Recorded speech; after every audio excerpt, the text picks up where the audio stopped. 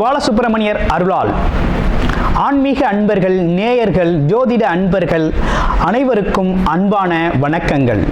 நான் உங்கள் வாழ்க வளமுடன் ஜோதிடர் ஸ்ரீ குரு சுந்தரவடிவேல்.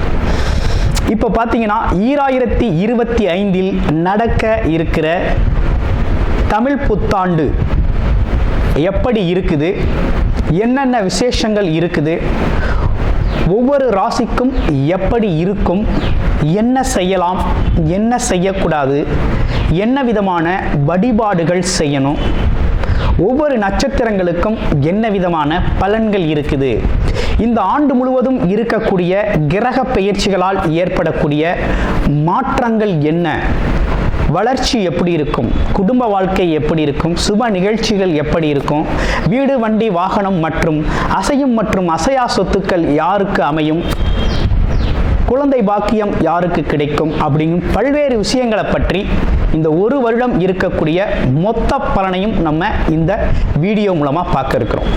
இப்போ இந்த விசுவாவசு வருடம் தமிழ் புத்தாண்டுகளில் 60 வருடங்களில் 39வது வருடம் தான் இந்த வருடம்.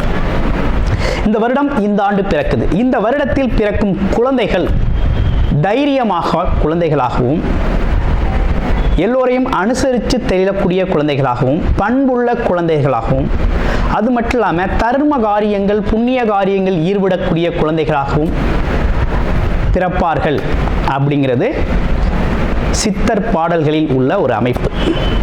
அது மட்டும் இல்லாமல் தன் மகனை சான்றோன் என கேட்ட தாய் அப்படிங்கிறது மாதிரி அந்த குழந்தைகள் பெற்றோருக்கு பெருமை சேர்ப்பார்கள் அப்படிங்கிற ஒரு விஷயமும் இருக்குது. இப்போ இந்த வருடத்தில்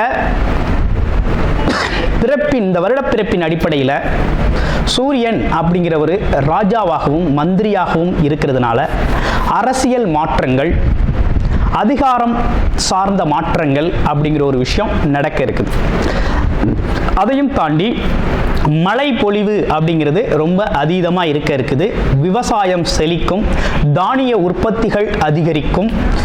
அடுத்து பார்த்தீங்கன்னா மக்கள் செழிப்பமடைவார்கள்.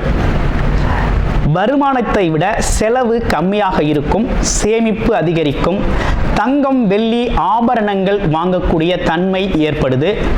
அது இல்லாமல் பார்த்தீங்கன்னா இந்த காலகட்டத்தில் பசுக்கள் உற்பத்தி அப்படிங்கிற ஒரு விஷயம் ரொம்ப நல்லா இருக்குது. அடுத்து பார்த்தீங்கன்னா மக்கள் மீது வரி அப்படிங்கிற ஒரு விஷயம் அதிகரிக்கக்கூடிய சூழ்நிலை அப்படிங்கிறதும் இருக்குது.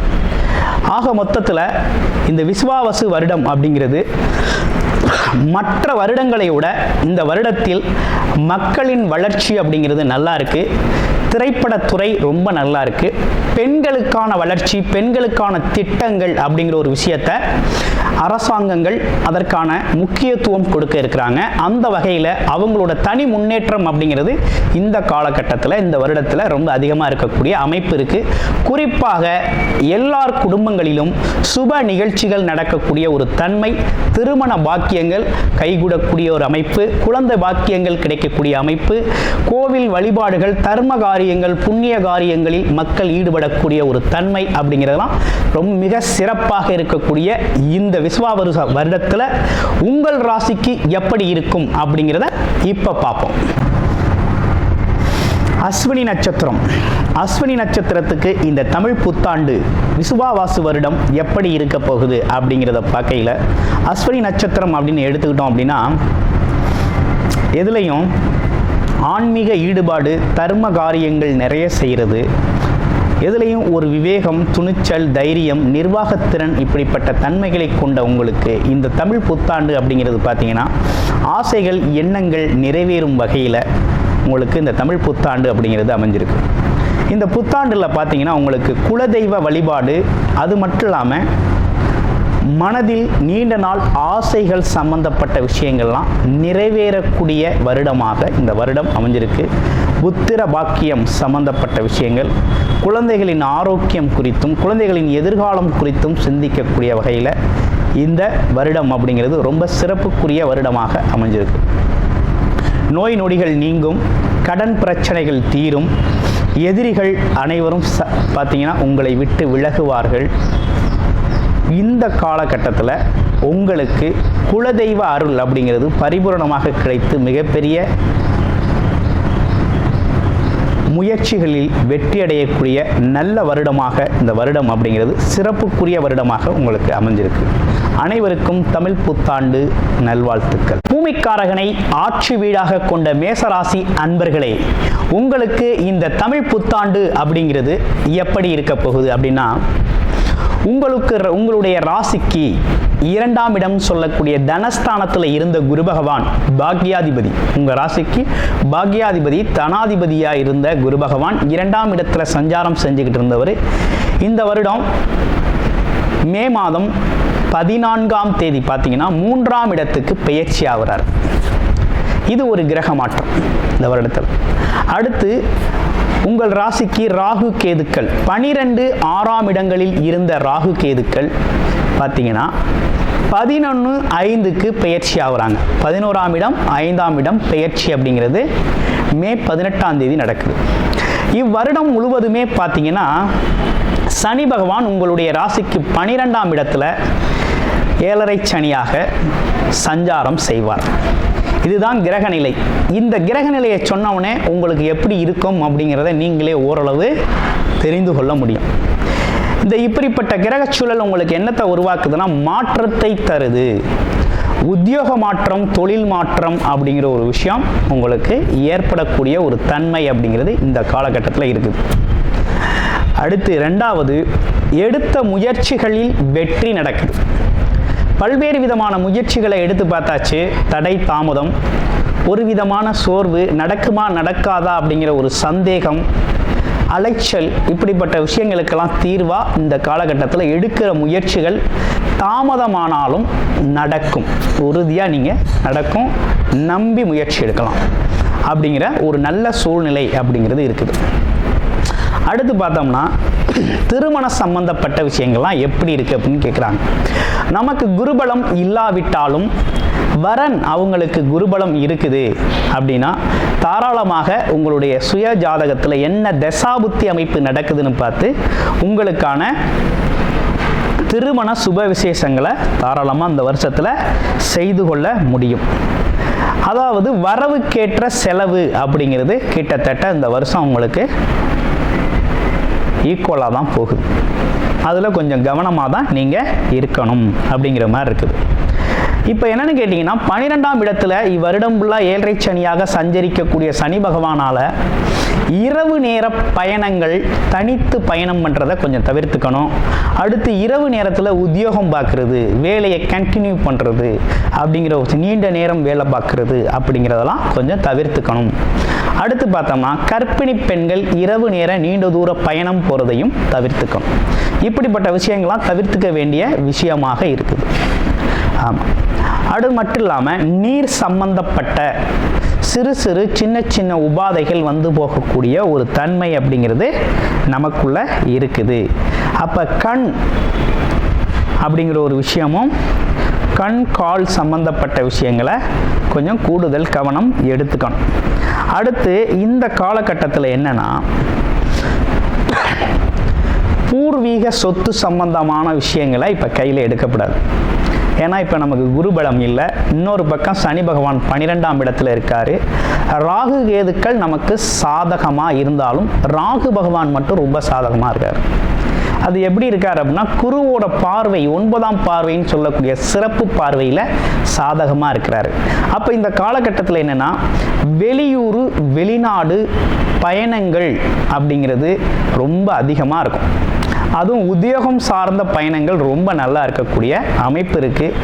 கல்வி, உயர்கல்விக்காக போகக்கூடிய ஒரு அமைப்பு அப்படிங்கிறதும் ரொம்ப நல்லா இருக்குது. அப்போ இந்த காலகட்டம் அப்படிங்கிறது இவ்வளவு தான் இந்த காலகட்டத்து உங்களுக்கான சிறப்பான பலன்கள் அப்படிங்கிறது மாதிரி தான் இருக்குது. அடுத்து குரு பார்வையால் ஏற்படக்கூடிய நன்மைகள் என்ன அப்படின்னு பார்க்கையில் திருமண சுப விசேஷங்கள் நடக்கும். அடுத்து பார்த்தோம்னா உங்களுக்கு நடக்க வேண்டிய விஷயங்கள் வேற என்ன விசேஷங்கள் நடக்குது அப்படின்னா அப்பாவோட உடல் ஆரோக்கியம் சம்பந்தப்பட்ட விஷயங்கள் நல்லா இருக்கும். ஆமாம், கொடுத்த பணம் மற்றும் உங்களை கையை விட்டு போன விஷயங்கள்லாம் திரும்ப கிடைக்கும், லாபகரமாக கிடைக்கும். அடுத்து பார்த்தீங்கன்னா உங்களுக்கு மூத்த சகோதரர்கள், வயது மூத்தவர்கள் உங்களுக்கு நிறைய உதவிகளை செய்ய முற்படுவாங்க. அடுத்து மறுமணம் அப்படிங்கிற ஒரு விஷயம் இந்த காலகட்டத்தில் மேசராசி அன்பர்களுக்கு மறுமணத்திற்காக வெயிட் பண்ணிக்கிட்டு இருக்கவங்களுக்கு கண்டிப்பாக நடக்கும். எதிர்பாராத மாற்றங்கள், எதிர்பாராத பணவரவு அப்படிங்கிற ஒரு விஷயத்தை இந்த காலகட்டத்தில் நீங்கள் எதிர்பார்க்கலாம். எப்படின்னா சில விஷயங்கள் உங்களுக்கு அவ்வளவு திருப்திகரமாக நம்பிக்கையாக இருக்காது, ஆனால் அதெல்லாம் நடக்கக்கூடிய அமைப்புகள் அப்படிங்கிறது இந்த காலகட்டத்தில் சாத்தியமாக இருக்குது. அடுத்து முகம் தெரியாத நண்பர்கள், வேற்று மதத்தினர், இவங்கெல்லாம் உங்களுக்கு உதவி செய்யக்கூடிய ஒரு நல்ல காலகட்டமாக உங்களுக்கு இருக்குது. குருமார்களோட சந்திப்பு, அதே போல் தெய்வ திருப்பணிகளில் ஈடுபடுறது, ஆன்மீக ஈடுபாடுகளை கொஞ்சம் அதிகரிச்சுக்கிறது, இப்படிப்பட்ட விஷயங்கள்லாம் ரொம்ப நல்லது. தர்ம காரியங்கள், புண்ணிய காரியங்களில் நீங்கள் கலந்துக்கணும் அப்படிங்கிற ஒரு அமைப்பு இருக்குது. இதெல்லாம் செஞ்சுக்கோங்க. அப்போ இந்த காலகட்டத்தில் நீங்கள் செய்ய வேண்டிய பரிகாரம் என்ன அப்படின்னு பார்த்தோம்னா 2 விஷயந்தான். நம்ம 7.5 சனி அப்படிங்கிற ஒரு காலகட்டத்துக்குள்ள நம்ம வந்துட்டோம். அப்போ சனிக்கிழமைகளில் என்ன பண்ணணும்னா சனி பகவானுக்கு நல்ல எண்ணெயில் விளக்கேற்றி வழிபாடு செய்யணும். அதே சனிக்கிழமைகளில் ஆஞ்சநேயருக்கு நெய் விளக்கேற்றி வழிபாடு செய்யணும் அப்படிங்கிற ஒரு அமைப்பு அப்படிங்கிறது இருக்குது. அடுத்து நட்சத்திரங்களுக்கு என்ன பலன் அப்படின்னு பார்க்க போகிறோம். அஸ்வினி நட்சத்திரம் அப்படின்னு எடுத்துக்கிட்டோம்னா இந்த காலகட்டத்தில் மனம் சார்ந்த விஷயங்கள், மனம் என்ன நினைக்குது அப்படின்னா கிட்டத்தட்ட ஆன்மீக நாட்டங்கள் தான் ரொம்ப அதிகமாக இருக்கும். குழந்தைகள் மீது அதீத பற்று, அக்கறை அப்படிங்கிற ஒரு விஷயம்லாம் ஏற்படக்கூடிய ஒரு தன்மை இருக்குது. அடிக்கடி மனதில் பார்த்தீங்கன்னா ஒரு இனம் புரியாத கவலையும் வருத்தமும் வந்து போகக்கூடிய ஒரு தன்மை இருக்குது. அதனால் விநாயகர் வழிபாடு அப்படிங்கிறத நீங்கள் செஞ்சுக்கங்க, ரொம்ப நல்லது. அதுவும் பார்த்தீங்கன்னா சங்கடஹரா சதுர்த்தி நாட்களில் பண்ணிக்கிறது அப்படிங்கிறது ரொம்ப சிறப்பு, கலந்துக்கங்க. அடுத்து பரணி நட்சத்திரம், கலகலப்பாக இருக்கக்கூடிய ஒரு தன்மையும் நல்ல பேச்சாற்றல் திறமும் கலை இலக்கிய ஆர்வமும் கொண்டவர்களாக இருக்கக்கூடிய ஒரு அமைப்பு அப்படிங்கிறது இருக்குது. அப்போ நீங்கள் இருக்கிற இடம் உற்சாகமும் இருக்கக்கூடிய ஒரு தன்மை அப்படிங்கிறது இருக்குது. இப்போ உங்களுக்கு இந்த காலகட்டம் எப்படி இருக்குது அப்படின்னா வெளிநாடு வெளியூர் யோகங்கள் நல்லா இருக்குது. திருமண சுப விசேஷங்கள் நடந்தேறும் வாழ்க்கையில். அதே போல் பார்த்தீங்கன்னா நினைத்த பொருளை நினைத்த மாதிரி இந்த காலகட்டத்தில் அடையக்கூடிய ஒரு தன்மை அப்படிங்கிறது உருவாகிருக்குது. அப்போ ஆசைப்பட்ட விஷயத்தை இந்த காலகட்டத்தில் எதிர்பாராத ஆசைகள், நிறைவேறாத ஆசைகள்லாம் நிறைவேறக்கூடிய ஒரு அமைப்பு இருக்குது. அடுத்து பார்த்தீங்கன்னா உத்திரம் நட்சத்திரம். உத்திரம் நட்சத்திரத்துக்கு எப்படி இருக்குது அப்படின்னா உத்திரம் நட்சத்திரத்தை பொறுத்த வகையில் இந்த காலகட்டத்தில் அரசு சார்ந்த காரியங்களில் ஒரு திருப்திகரமான விஷயங்கள் இருக்கும். இடமாற்றம் சம்பந்தப்பட்ட விஷயங்கள் இருக்கும். வேலை மாற்றம், இடமாற்றம், பதவி உயர்வு அப்படிப்பட்ட விஷயங்களை எதிர்பார்க்கலாம். அரசியலில் இருக்கவங்களுக்கு பல்வேறு விதமான மாற்றங்களும் முன்னேற்றங்களும் ஏற்படக்கூடிய ஒரு அமைப்பு அப்படிங்கிறது உருவாகுது. அரசு காரியங்கள் திருப்தியாக முடியும். எதிர்பார்த்த விஷயங்கள் இளைஞர்களுக்கு எப்படி இருக்குது அப்படின்னு பார்க்கல. இளைஞர்களுக்கு பார்த்தீங்கன்னா இந்த காலகட்டத்தில் போட்டித் தேர்வுகளில் ஜெயிக்கக்கூடிய ஒரு அமைப்பு அப்படிங்கிறதும் உருவாயிருக்கு. உங்களை பொறுத்த வகையில் இந்த காலகட்டத்தில் பார்த்தீங்கன்னாக்க நீங்கள் வழிபட வேண்டிய ஒரு தெய்வம் அப்படின்னு எடுத்துக்கிட்டோம்னா இந்த காலகட்டத்தில் பார்த்தோம்னா பிரதோஷ வழிபாடு அப்படிங்கிறத தொடர்ச்சியாக நீங்கள் செஞ்சுக்கிட்டு வந்தீங்கன்னா ரொம்ப சிறப்பாக இருக்கும். நன்றி, வணக்கம், வாழ்த்துக்கள். கூடுதல் தகவலாக நேயர்களின் விருப்பத்திற்கிணங்க நமது ஸ்ரீ பாலசுப்பிரமணியர் ஆலயத்தில் அனைத்து விதமான சகல விதமான தோஷங்களும் நிவர்த்தி அடைய பரிகார பூஜைகள் தொடர்ச்சியாக நடக்க இருக்குது.